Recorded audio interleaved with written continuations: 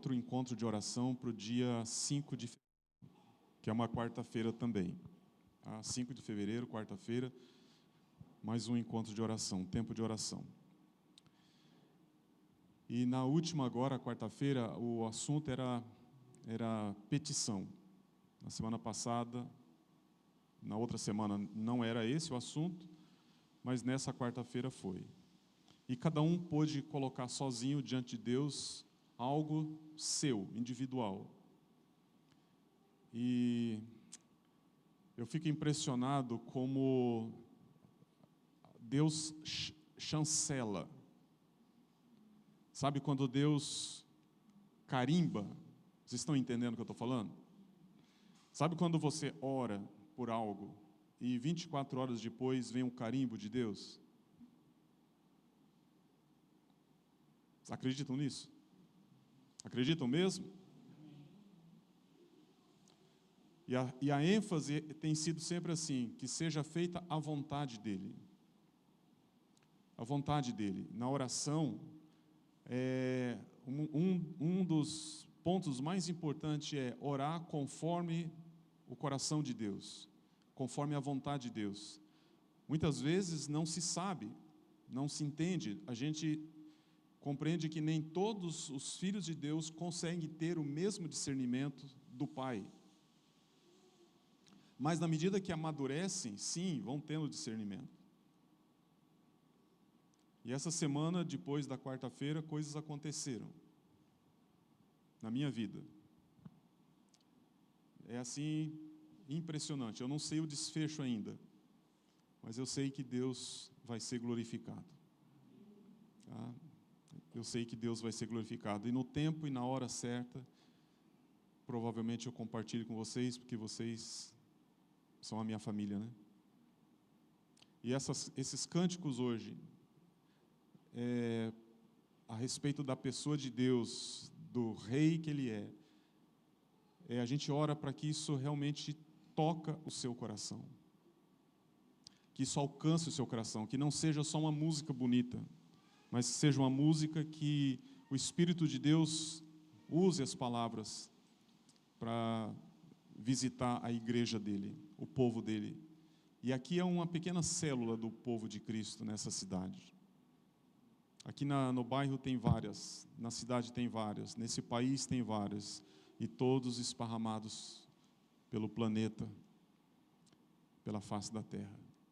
Então, somos um pequeno grupo, mas os olhos do Senhor estão sobre nós. Acreditam nisso? Os olhos do Senhor estão sobre nós. Não é porque é uma célula pequena do corpo de Cristo que Ele não nos vê. Porque Ele é um Pai que vê todos os filhos. Ele vê você no seu individual, Ele vê você na comunhão com pequenos e na comunhão com grandes grupos.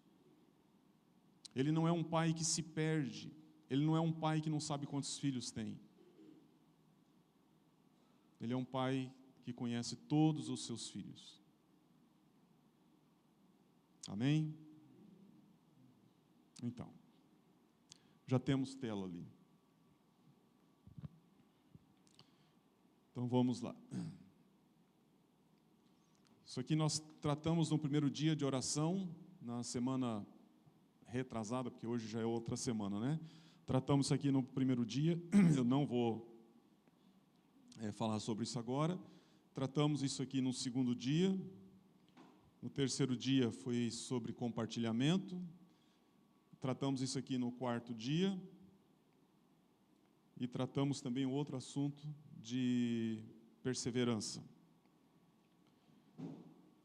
Semana passada, eu comecei falando sobre alguns tipos de oração, que eu quero finalizar hoje. A Bíblia descreve pelo menos 7 tipos de oração.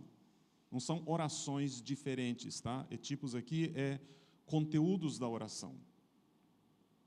Quando você está levando a sua vida para Deus, você está colocando diante dEle aquilo que está dentro de você. Agora vocês vão lembrar de um desenho famoso, divertidamente. Todos assistiram? Todos assistiram? Beleza, então vocês estão sabendo do que eu estou falando.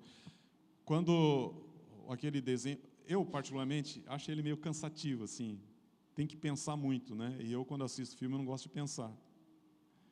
Eu gosto só de relaxar, né? E ele, de alguma forma, tem que pensar. Esses dias eu vi as crianças lá em casa assistindo, e entendendo tudo, pensei, caramba, estou bem para trás, né? Porque elas sabem os nomes, o que fazem, tudo direitinho, e eu, isso aí é quem mesmo? Ali está aquilo que é o conteúdo da nossa personalidade, não é? Ali tem a raiva, tem a tristeza, tem a depressão, tem o quê? Alegria, tem o irritado, tem tudo ali, né? As coisas do nosso conteúdo. E você vai perceber ali que quando se fala de tipos de oração, também está envolvendo todas essas facetas da nossa personalidade, das nossas emoções. Presta atenção que você vai identificar. Eu coloquei ali no final dos versículos a palavra que eu achei que encaixa perfeitamente. Por exemplo, quando a gente viu isso aqui semana passada, domingo passado, quando o escritor de Hebreus diz assim, por meio de Jesus, ofereçamos um sacrifício constante de louvor a Deus, o fruto dos lábios que proclamam o seu nome. Ele está dizendo assim, quando você oferece esse sacrifício, esse não é um sacrifício triste, esse não é um sacrifício pesado. Agora há pouco a igreja cantou para ele, num constante louvor. As músicas bonitas ajudam um pouco, mas você deve ter prestado atenção na letra da música. E penso eu que ninguém aqui cantou triste. Ninguém falou da grandeza de Deus com tristeza. Ninguém falou da grandeza de Deus com depressão. Ninguém falou do grande rei que Ele é com dúvida. Quando nós cantamos e nós declaramos, isso é fruto do nosso coração alegre. Aí o escritor diz assim, por meio de Jesus, e é só por causa dele, tá? É por causa de Jesus, porque muita gente não consegue fazer isso porque não tem Jesus reinando dentro dela. Por isso que se espera que todos os crentes que têm Jesus consigam cantar. Desafinado, devagar, errado, não tem problema, mas consegue cantar. Por quê? Porque isso enche o seu coração. Isso enche a sua vida. Então ele diz assim, ofereçamos um sacrifício constante de louvor a Deus. Louvor a Deus não necessariamente precisa ser música. Mas quando a gente está junto, a gente canta. Isso é fruto dos lábios que proclamam o seu nome. Portanto, quando você louva, você elogia Ele com alegria. O segundo ali, oração de gratidão. E, obviamente, a emoção envolvida aí é de um coração agradecido. Não é? É de um coração agradecido, é grato. Tem essa inclinação. Porque o apóstolo Paulo diz lá, dando sempre graças por tudo a nosso Deus e Pai, em nome de Jesus. Novamente, o que liga a gente com o Pai é o Filho. Quando ele diz, eu sou o caminho, a verdade e a vida, ele é o caminho, a verdade e a vida para tudo. Quando nós oramos em nome dele. Quando nós proclamamos por causa dele. Quando nós pedimos em nome dele, confiando que ele é aquele que está ao lado do Pai e intercede por nós. O Espírito Santo é aquele que, vamos dizer assim, depura as nossas palavras. O Espírito Santo é aquele que pega as nossas palavras, às vezes erradas, e conserta, limpa. diante do Pai. E Jesus é aquele que intercede por nós. Então, quando se fala de emoções, nesse tipo de oração, a emoção envolvida aí é uma emoção de gratidão. E aí temos o Salmo capítulo 38, verso 18, que fala de oração de confissão. Então, o terceiro tipo de oração que os cristãos levam diante de Deus é a oração de confissão, que envolve um outro sentimento. Qual sentimento envolve aí na confissão? Um sentimento de humildade. Porque quem chegará diante dele com um coração orgulhoso, presunçoso, arrogante, para confessar? Quem pode? Aliás, se alguém fez, ou faz, ou pensa que pode fazer isso, nem ore. Não ore. Porque essa é a tal da oração que não passa do teto. Porque a oração de confissão, ela envolve um sentimento muito forte, que é um sentimento de humildade. É um sentimento, olha aqui para mim, cervical. São as primeiras aqui, depois da base do cérebro, as vértebras que movimentam e permitem a gente fazer isso. Quando a palavra de Deus diz assim, que a gente não pode, não deve, não precisa ser pessoas de dura cerviz, está dizendo que nós não podemos ser pessoas de queixo duro diante de Deus. Mas alguém que consegue baixar a cabeça em humildade, dobra a sua cervical diante dele e é capaz de confessar. O salmista diz aqui: confesso a minha iniquidade, entristeço-me por causa do meu pecado. Confesso. Talvez você diz, não, pastor, a gente pode orar dizendo assim, confesso, Senhor, e ele está de cabeça em pé. A cabeça está em pé, mas o coração está dobrado. Fisicamente, ele pode estar apontando o seu rosto para Deus, mas dentro ele está curvado, dobrando a sua cerviz, dobrando o seu coração. Obviamente, quando a palavra de Deus fala de pessoas de dura cerviz, está dizendo de pessoas que não se dobram. Não dobram os joelhos, não dobram a cabeça, não se inclinam. São pessoas, e não estou falando fisicamente, tá? Nem todos podem fazer isso. Eu estou dizendo que pessoas que não se prostram, não vão diante de Deus, eles estão sempre peitando Deus. Estão sempre dizendo para Deus, eu sei o que eu quero, eu sei o que eu preciso, e o Senhor tem que me dar. Eu reivindico, a gente aprendeu sobre isso aqui, ninguém reivindica nada de Deus. Então, oração de confissão é a oração daquele que tem o seu coração humilde, é aquele que chega diante de Deus e diz, eu confesso a minha iniquidade, eu confesso o meu pecado. Eu me entristeço por causa do pecado. Quando tem essa palavra entristeço ali, você pode entender que junto também está um sentimento de tristeza. Mas o primeiro ali é a confissão. É a confissão que vem pelo caminho da humildade. Primeiro a humildade, depois a tristeza. Quando você orar, pense a respeito disso. Pense a respeito do seu pecado. Nós aprendemos aqui naquela semana que a confissão que o cristão faz diante de Deus é aquela confissão que não é pedido de perdão para a salvação. Lembram disso? Todos não estavam aqui, eu vou gastar uns 2 minutos aqui para falar sobre isso.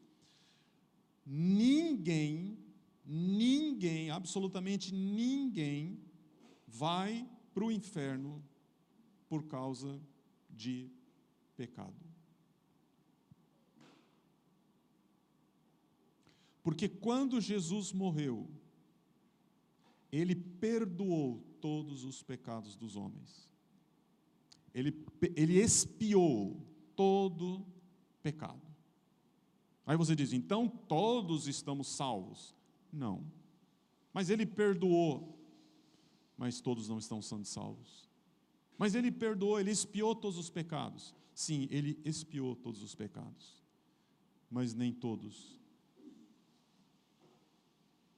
recebem esse perdão. Nem todos tomam posse desse perdão. Nem todos confessam com a sua boca que Jesus Cristo é o Senhor e Salvador. Nem todos confessam Ele. Nem todos chegam a Ele pela primeira vez assim: Jesus, Tu és o meu Salvador, e eu reconheço, e eu digo hoje aqui para o Senhor, que eu preciso do Teu perdão, que aquilo que Você fez na cruz é para mim, e hoje eu renuncio tudo para receber o Teu perdão. Eu renuncio tudo para receber a nova vida. Eu renuncio tudo para ser teu seguidor, Teu discípulo. Por isso todos não são salvos. Porque eu posso ter comprado hoje um presente para dar para alguém aqui, empacotado bem ele. E eu posso ter dito para você que esse presente é seu, está aqui, ó, venha pegar. E você fica aí dizendo, ótimo, obrigado, legal. E nunca se levantar e vir pegar o presente que é seu. Então, quando Jesus expia os pecados, perdoa os pecados, todos têm acesso, mas todos não querem. Por quê? Porque esse ato do homem de ir até Ele e receber é um ato de renúncia. Seguir a Jesus tem preço, e não é preço que eu possa pagar, porque Ele já pagou, é um preço de humildade, de obediência, de coração sincero se dobrar diante dele e dizer assim, sim, eu reconheço que o que foi feito na cruz é para mim. Então, esse é o perdão que Ele deu, que nos leva para o céu, se a gente quiser. O outro perdão é o perdão que tem a ver com a confissão dos nossos pecados. Por exemplo, quando o salmista diz assim, eu confesso os meus pecados, ele está dizendo assim, não é para que ele seja perdoado, porque ele já foi perdoado, mas é para que eu seja curado. Quando nós confessamos os nossos pecados a Deus, nós concordamos com Ele que nós somos pecadores, nós concordamos que erramos, nós concordamos que desviamos, nós concordamos que a vontade dEle não foi feita na nossa vida. Então, confissão de pecados para o salvo, para aquele que recebeu Jesus como Salvador, é para a sua cura. É para a sua cura. Porque ele, da parte dele, já está perdoado. Aí o João, lá na primeira carta, diz, se confessarmos os nossos pecados, se confessarmos, Ele é fiel e justo para nos perdoar e purificar, que já está feito, inclusive. Ele é fiel e justo para nos perdoar e purificar, e nos deixar limpo. Lá já está feito, agora é preciso ser feito aqui dentro. Então isso é a confissão.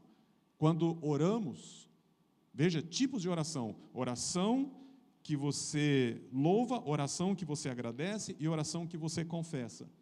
Aí tem mais dois tipos ali.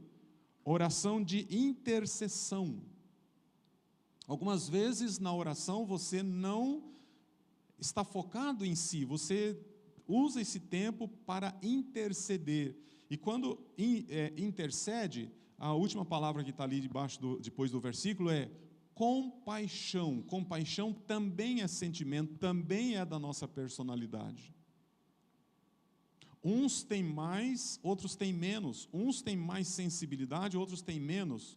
Aqueles que têm menos são chamados por Deus para fazer troca de coração. Qual troca de coração? Qual troca? Tirar o coração de pedra e receber um coração de carne. Estão entendendo? O coração duro é aquele coração que não tem compaixão. O coração duro é aquele coração que ama a Deus, mas ele não quer amar o próximo. Aí o escritor lá em Samuel diz assim, aliás, Samuel, ele disse isso para o povo. Só para você entender em que contexto está essa parte, esse versículo, né? É um texto longo. Samuel está terminando o trabalho dele, o ministério dele, o juizado dele. Ele foi sacerdote e ele foi juiz lá em Israel. Quando ele está terminando isso aqui, ele chama o povo para uma conversa. Ele chama os líderes para uma conversa. E ele diz para eles assim: vocês me julguem. Palavras de Samuel: vocês me julguem se eu fui um bom juiz, se eu aceitei suborno, qualquer coisa que eu tenha feito, eu não fiz, mas se vocês tiverem testemunho de que eu fiz, pode se levantar. E se alguma coisa eu fiz que eu não lembro, eu vou restituir. Esse era o homem que vai fazer essa oração para os outros. Esse é o homem que tem condições de orar. Esse é o homem que, quando ele fala para o povo, ele fala com a autoridade daquele que foi limpo, puro, no seu viver com Deus, com todas as suas dificuldades como homem, com todo o trabalho que ele tinha como juiz, como sacerdote, aquele que tinha que enfrentar reis, aquele que tinha que confrontar pessoas, ele é aquele que vai dizer para as pessoas assim: me julguem, porque eu vou orar por vocês. E ele diz assim: quanto a mim, longe de mim que eu peque contra o Senhor, deixando de orar por vocês. Compreenda esse versículo, igreja. Samuel está dizendo assim: longe de mim, em outras palavras, eu não quero pecar contra Deus, o pecado de não orar por vocês. Aí você pensa assim, claro, ele é o sacerdote, ele é juiz, ele é líder, ele é responsável. Imagina se ele não faz isso. Isso é uma tarefa dos líderes, isso é uma tarefa dos pastores, dos bispos, dos presbíteros, dos diáconos, dos superintendentes da igreja, da diretoria da igreja.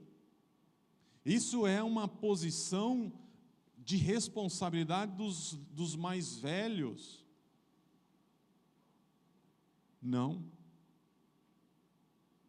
E se alguém naquele tempo pensou assim, ainda tinha lá uma certa razão. Se nos dias de Israel, naqueles anos em que eles viveram no período da lei, se eles pensaram assim, ainda tinha uma certa razão. Por quê? Porque muitas coisas passavam pelos sacerdotes. Um exemplo: o homem, ele estava leproso. Se ele fosse curado da lepra, ele só poderia entrar de novo na convivência com seus familiares e os outros da sua cidade, se ele passasse pelo sacerdote, e o sacerdote declarasse ele puro. Quando tinham que levar sacrifícios para o templo, passava para onde? Por onde? Pelo sacerdote. Por que isso não é mais o caso hoje? Por que é diferente hoje? Porque Jesus Cristo, o sumo sacerdote, o principal sacerdote, o bispo das nossas almas, ele na cruz rompeu essa divisão. Quando ele morreu na cruz, o véu que separava os homens, todas as pessoas, o véu que separava daquele lugar simbolicamente santo, o lugar santíssimo, aquilo que não permitia, somente o sumo sacerdote podia entrar lá uma vez por ano. Os sacerdotes entravam no primeiro estágio, aquele era o segundo, no primeiro. E só os sacerdotes podiam entrar ali, e só o sumo sacerdote podia entrar lá no Santíssimo, lá no tabernáculo, ou no templo, depois foi o templo. Agora está escancarado. Deus está dizendo assim: todos podem, Todos podem. Porque o apóstolo Pedro vai ensinar depois assim, que nós somos sacerdotes diante de Deus. Cada pessoa que recebeu Jesus como seu Salvador pessoal é um sacerdote diante de Deus. Um sacerdote. Uma sacerdotisa, se você é casada, você passa pelo sacerdote do sacerdócio do seu marido. Mas se você está sozinha, você é sacerdote de Deus. Se ele não está em casa, você entra na presença de Deus sem precisar do teu marido. Se o seu marido está junto, ele começa. Ele que vai à frente. Se você não está com ele, você pode ir sozinha. Não precisa mais passar por ninguém. Então, quando nós intercedemos, nós estamos colocando essas pessoas que nós oramos por ela diante de Deus. E olha aqui para mim, a palavra intercessão, ela está ligada a uma pessoa que fica entre Deus e a pessoa. Faça de conta que existe um buraco nessa parede aqui, ó. Deus está do lado de lá e a pessoa está do lado de cá. E você vai e entra no buraco, e você fica no buraco, recebendo e transmitindo. Se não for Deus que está do outro lado, porque o outro lado é o mundo espiritual, se não for Deus que está lá, que estiver lá, se for o reino das trevas que estiver do outro lado, tentando atacar você, tentando atacar a pessoa, você também entra nessa brecha, nesse buraco, e você impede o efeito do mundo espiritual na vida dessa pessoa. Então, tanto no reino de Deus, no reino da luz, quanto no reino das trevas, você fica na brecha. Estão entendendo? Isso é intercessão. Oh, pastor, essa parte eu não sabia. Agora ficou pesado. Não tenha medo. Se você é a pessoa que vai interceder, você sabe que você não vai pecar contra Deus deixando de fazer isso. E se você é essa pessoa que tem essa percepção, você é maduro. Você está mais forte. Você é o que suporta o seu irmão que está necessitado de intercessão. O próximo ali, oração de petição. Essa oração de petição é uma oração que tem a ver com carência, não é? Carência, aquilo que nós sentimos falta, aquilo que nós estamos precisando. Então, veja, se alguém de vocês, diz o Tiago, se alguém de vocês precisar de sabedoria, peça a nosso Deus generoso e receberá. Ele não os repreenderá por pedirem. Então, aqui está falando assim, você tem petição para fazer? Petição porque você tem uma carência, você vai fazer, você vai levar ela para Deus, você vai colocar diante dele como uma carência. E quando ele fala a respeito da sabedoria, parece-me que é uma forma de dizer assim,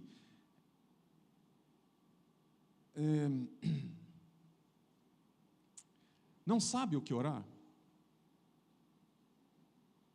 Não sabe o que orar?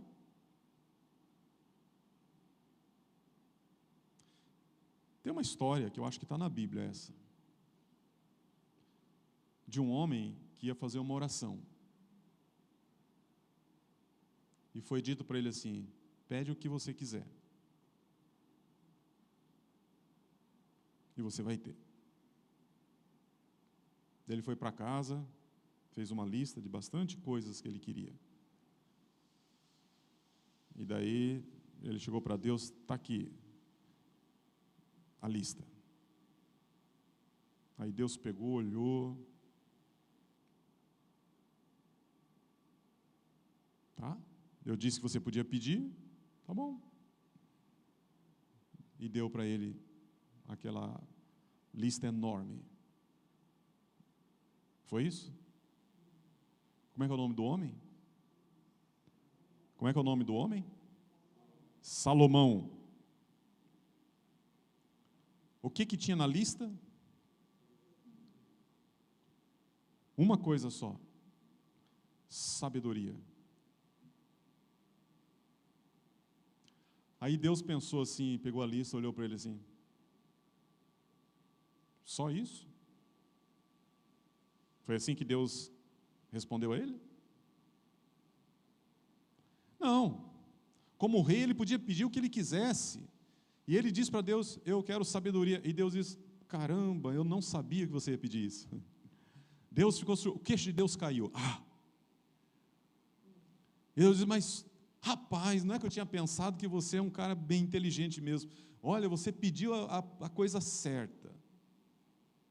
Deus se alegra com aquilo que ele pediu. E Deus diz assim para ele: porque você pediu sabedoria, você vai ter todas as outras coisas. Então, se você vai orar a Deus e tem dificuldade de fazer petição, ou você vai orar a Deus e diz assim: pensando bem, Deus, eu não tenho nada para pedir. Ótimo. Isso é uma coisa meio difícil, porque o que crente mais sabe fazer é pedir. Mas se você é aquele que não está assim, você está abastecido, então você pode começar orando por pessoas, porque nem todos estarão abastecidos como você. E depois, quando você for orar por você, a petição para você, você diz: Deus, eu quero sabedoria. Eu preciso de sabedoria porque o mundo precisa de pessoas sábias. E eu não quero ser tolo. E Deus vai te dar sabedoria, e você não tenha medo de pedir isso para Ele. Isso é uma carência de todas as pessoas sobre a terra, você não tenha medo. E eu preciso acelerar aqui.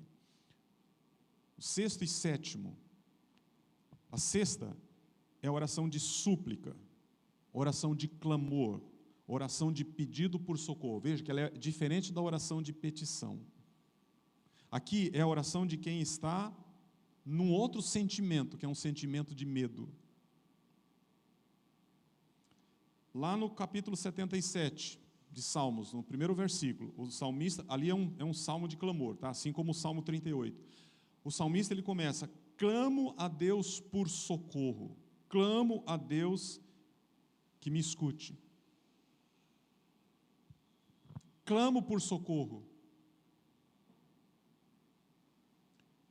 Eu preciso de socorro. Help! SOS! Por favor, Deus, eu preciso de socorro. Quando alguém faz essa oração, é numa hora de grande angústia, de grande medo. E ele está pronto para ouvir as orações? Gente, vou repetir algo que a gente colocou aqui outro dia. Deus ouve todas as orações de todas as pessoas sobre a terra.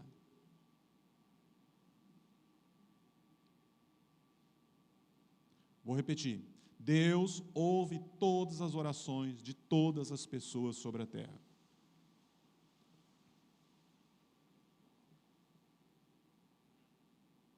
Então, quando alguém vai na esquina com uma galinha preta e faz um despacho, esse despacho é o quê?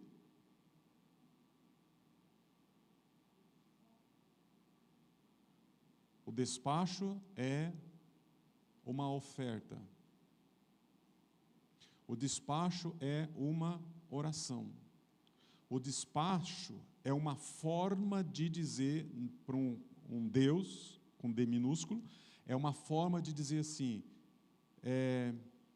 interfira, faça, receba a minha oferta, receba o meu sacrifício. Quarta-feira nós viemos aqui para orar a petição. O que nós fizemos aqui?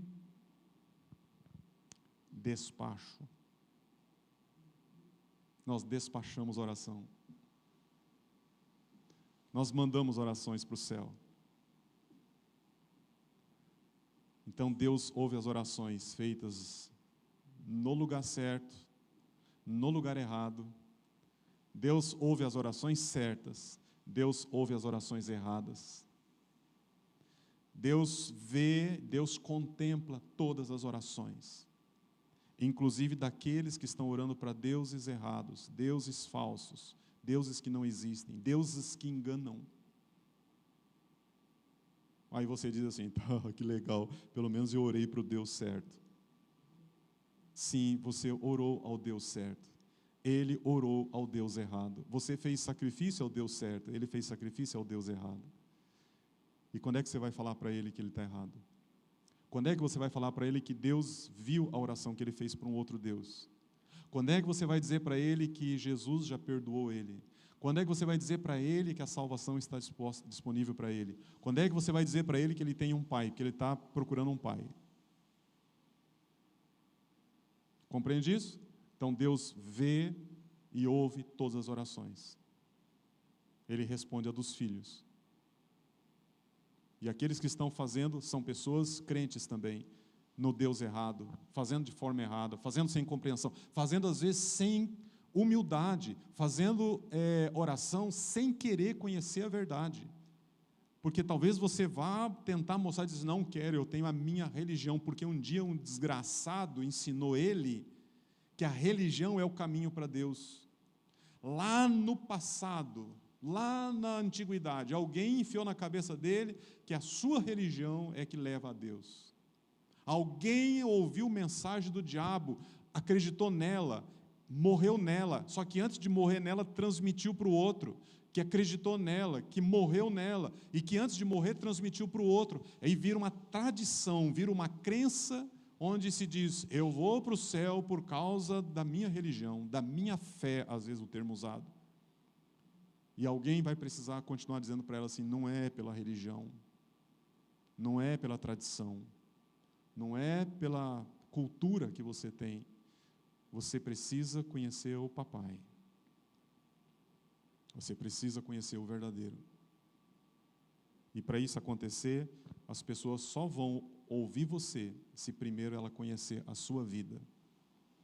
Porque a sua vida é uma carta para ser lida antes da Bíblia.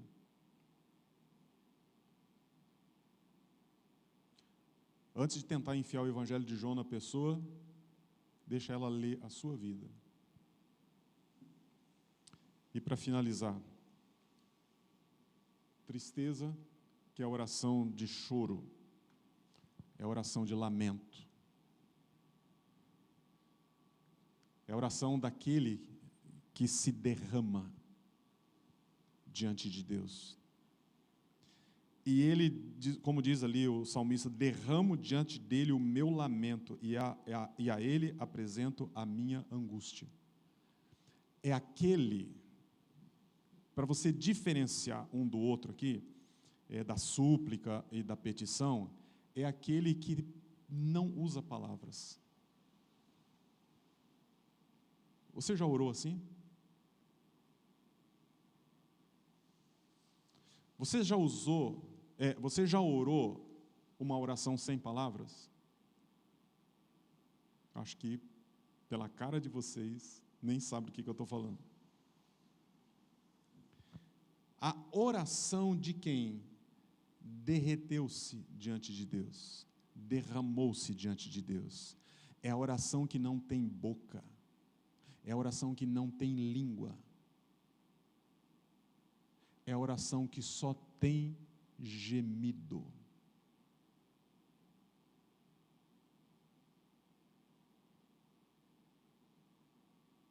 Gemido.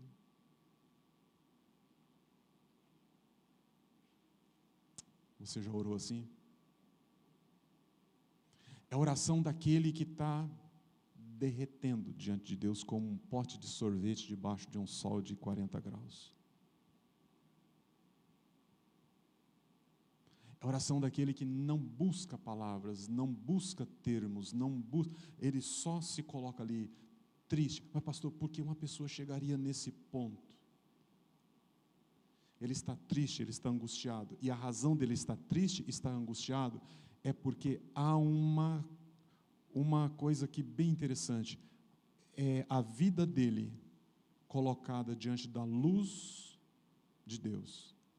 É ele ver a sua vida de pecado diante da santidade de Deus. É ele ver a misericórdia de um Deus que tem tudo para não responder, não ouvir as nossas orações, mas ele acolhe. É a percepção que alguém tem da santidade, da grandeza, do poder, da soberania do próprio Deus. E de quão ele é pequeno. Ainda que o pai diz, você é meu filho, eu te considero grande, mas a percepção que ele tem é daquele que quando chega diante de Deus, os seus joelhos se desfalecem e ele cai com o rosto em terra.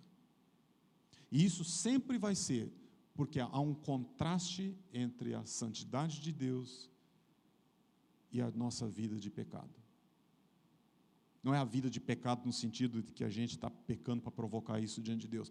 É a vida daquele que luta para não pecar e ainda assim peca. E quando ele chega diante de Deus, ele não culpa Deus porque ele é pecador. Ele só reconhece a santidade de Deus, ele reconhece a distância que ele está da santidade de Deus. É aquele que geme, é aquele que não tem palavras, é aquele que só tem ele para colocar diante de Deus. Então, são esses tipos de oração que a gente pode encontrar na Bíblia. E quando você for diante de Deus agora, eu quero fazer um desafio. Não vá diante de Deus com oração pronta. Não vá diante de Deus com oração de mantra. Não vá diante de Deus com oração do Pai Nosso. A oração do Pai Nosso é uma oração modelo, é uma oração que dá ali. Jesus está ensinando os seus discípulos a colocar na oração aqueles conteúdos, mas aquilo ali não é a oração forte. Não vá diante de Deus com pretensão de que você vai fazer uma oração bonita. Vá diante de Deus, sabendo quem Ele é, quem você é, e que vocês vão conversar. Gente, troca na sua mente a palavra oração por conversa. Quando eu era criança, meus pais falavam assim, vamos orar. Sabe o que a gente tinha vontade de fazer? Fugir. Correr. Na medida que a gente foi crescendo, vamos orar. Isso aconteceu só comigo? Não? Lá em casa, o pessoal almoça lá domingo, e daí antes da refeição a gente vai orar. Qual a cara das crianças? Um já está com a mão no prato, e o outro faz aquela cara assim, eu estou com fome. Por quê? Aí a Eliane teve a ideia um dia, falou assim, em vez da gente fazer a oração de agradecimento, nós vamos cantar.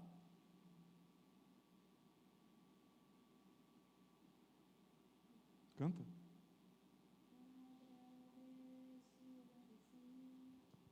Agradeço a ti, Senhor, pois tu és bondoso, tua misericórdia dura para sempre. Adivinha a cara deles? Se não me engano, teve um dia aí que eles, domingo passado, né? Mas a gente não vai orar? Ou a gente não vai cantar? Acho que não vai cantar?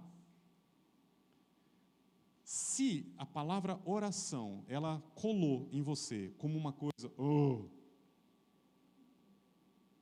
vamos descolar e colocar aqui, conversa com ele. Que a gente fez isso com as crianças, está funcionando. Porque orar na hora da comida, a gente não quer orar, a gente quer comer, né? Pessoal, vai ter reunião de oração aqui dia 5, quarta-feira. Reunião de oração. Aí eu posso dizer para você assim, é um encontro de oração, é um encontro de conversa. É um encontro de conversa. A gente tem encontro com a palavra, nós temos encontro uns com os outros, nós temos encontro com Deus. Então, quando você for orar, quando você for conversar com Deus, lembra disso. Oração é uma conversa. E você, por mais tenha sido difícil você conversar com o teu pai verdadeiro aqui na terra, ou o teu pai postiço aqui na terra, por mais que tenha sido difícil você ter um relacionamento aberto com o seu papai aqui na terra, eu quero reafirmar a você que o seu papai aqui na terra falhou. Falhou. O teu papai postiço, padrasto, falhou. Ele não sabia como ser pai. Ele não sabia como abraçar. Ele não sabia como demonstrar amor. Talvez não sabia como te dar segurança. Talvez ele não conseguia ouvir você falar. Talvez ele não pegou você no colo. Ele não conseguiu demonstrar amor. Por quê? Porque ele veio de uma criação que também não ajudou. Então não culpa ele. Agora deixa Deus tirar da sua mente a visão e a figura desse pai, e deixa ele colocar a figura real dele como pai, porque ele como pai, olha para mim, ele não ferra os seus filhos, ele não falha com seus filhos, ele não belisca os seus filhos, ele não dá tapa na cara dos seus filhos. A coisa que o papai do céu mais quer, acredite nisso, pelo amor dele, acredite nisso, o que ele mais quer é conversar com você. E quando ele vai conversar com você, ele gosta dessa conversa, desse assunto, seja lá qual for. Vamos ficar em pé.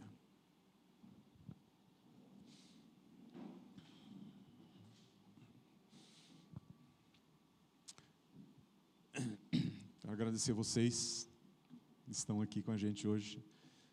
Depois vão dar uma fichinha para eles colocarem lá. Sejam bem-vindos, tá? Sua filha? Essa gente bonita aqui? É mesmo? E só agora você está falando? Vamos fazer a apresentação. Uhum. É bisneta?